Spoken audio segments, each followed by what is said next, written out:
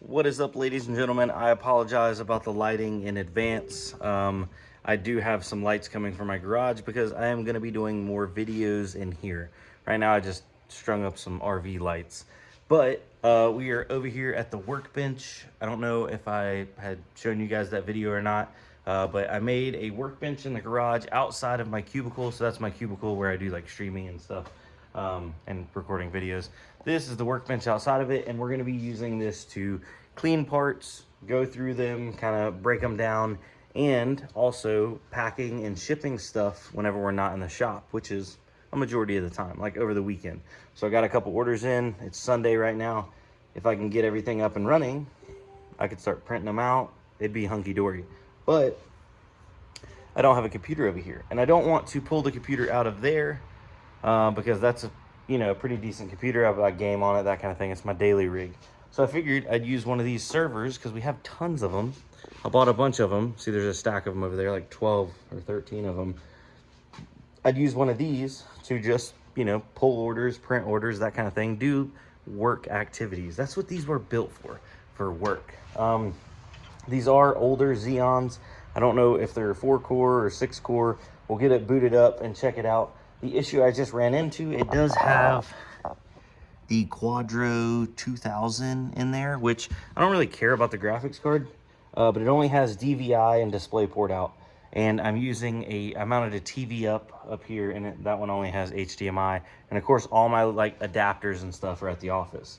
So I scrounged through some things, and I had to find a GPU. This whole power supply that's huge and massive right here only has a 6-pin for power. It doesn't have a 6+2. And I tried to find like a 6-pin to a 6+2 or like an 8-pin adapter, and I just can't find any. So I scoured and found what seems to be, I think this is like a 1060, maybe a 3 gig. Anyway, the fan's ripped off of it, but it only takes a 6-pin in the top. So we're gonna throw this in here. I did boot this machine up, and I do know that this machine does work because I was able to get video out on this guy right here, going from a DVI to VGA cable adapter. I just don't have one to get it to HDMI. And I really want it to be on the computer screen and not this little 7-inch tiny little diagnostic screen. That's not ideal. So yeah, let's get this graphics card swapped over, get her fired up, see what we're working with, see what the we'll call this the prep station. Hold on. So there we are. Let's see what the prep station computer is gonna look like.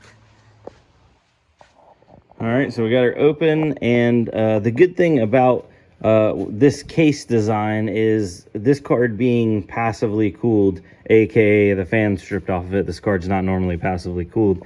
There's other things that are passively cooled inside here as well, because this whole case blows air through it. So if I don't do anything too taxing, it should be fine. Maybe there's a lot of dust right there, some dust bunnies. Oh yeah, there we go, that's good for it. All right, yeah, I got it plugged in. I don't know if this card works, so this could be an epic fail from the beginning. All right, now let's plug this in, and this computer boots up right away. Normally, it did boot up right away a second ago. Guess that's a okay sign. Let's go to HDMI. How do we do that? Home HDMI 2.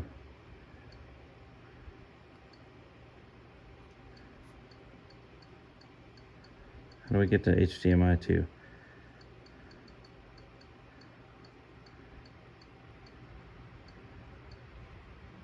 You're kidding me, right?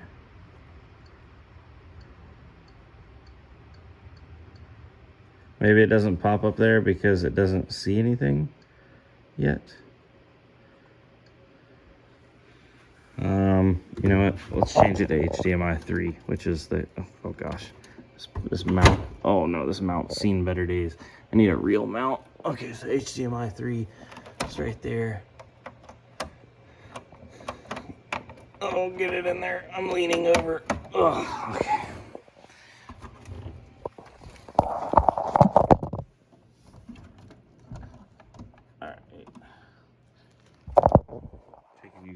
along with me this painful journey. So this is HDMI 3 ARC. We're arcing. Okay, so now let's do it. We're on.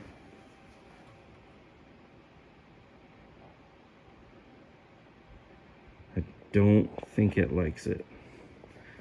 I don't think this card's gonna do the deal. All right, be right back. All right, this card doesn't work. No signal, nothing like that. So I was like, oh, maybe I'll just throw a card in there and plug the 6-pin in, and you know, it doesn't have the extra 2 pins. It's whatever. So I had one of these crusty 2060s that work. It's a rusty one. Powered it up. Please power down and connect the PCIe power cables for this graphics card. So yeah, that doesn't work. Let me keep rummaging through and see if I can't figure anything out. This is dreadful. All right, guys. So I went digging. I thought I was going to be able to use this one. It's a Radeon 6870. Nope, too many plugs.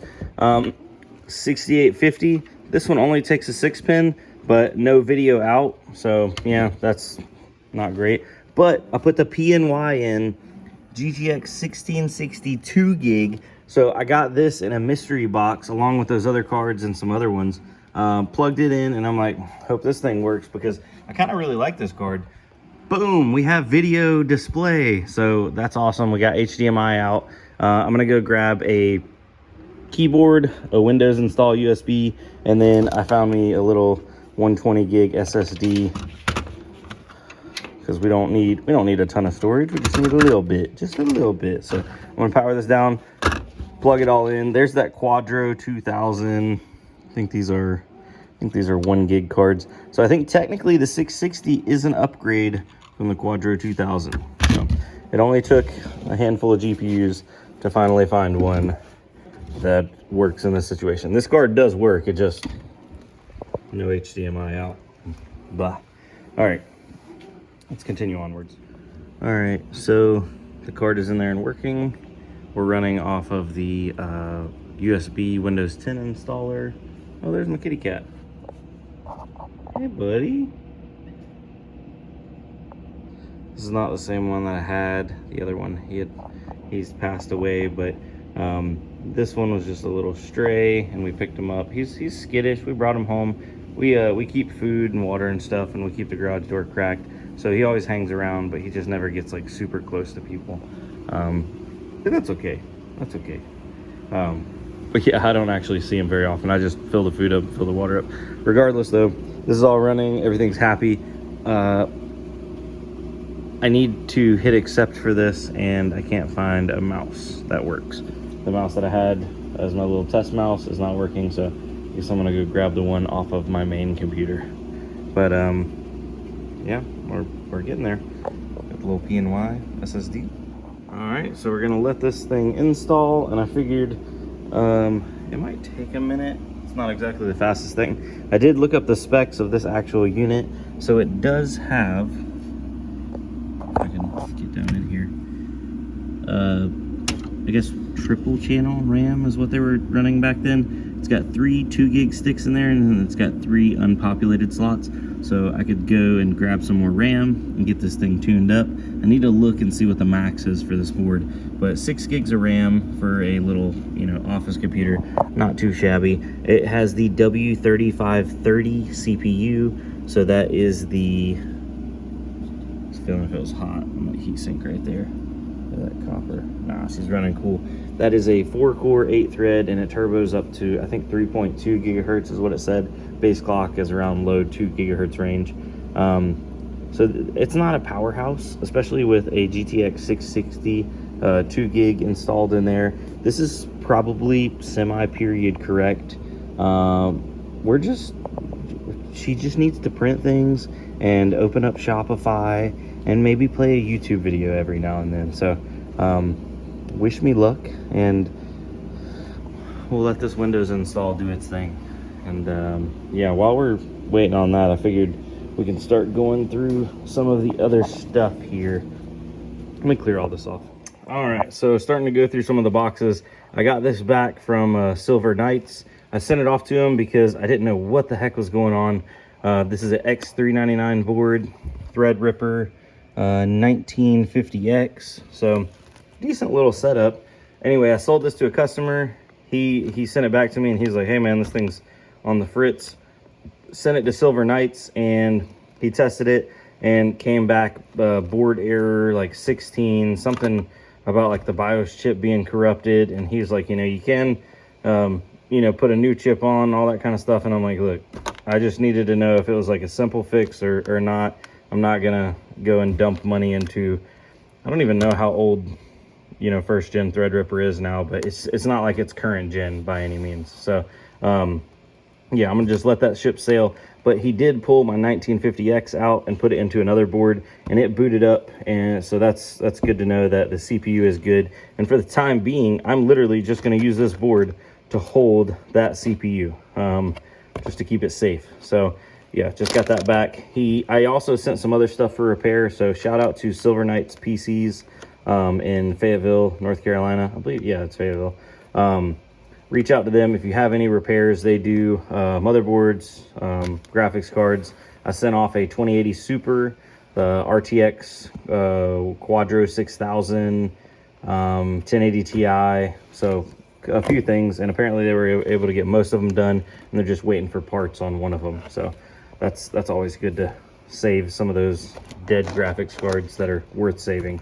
Yeah, let's continue onwards. I got a bunch of power supplies to go through.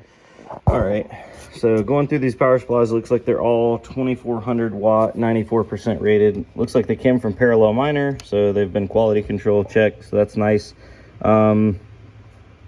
Shows they're only 200 to 240 volts, so no plugging this into a 110 outlet. It ain't gonna do nothing for you. Output is 2400 watts max.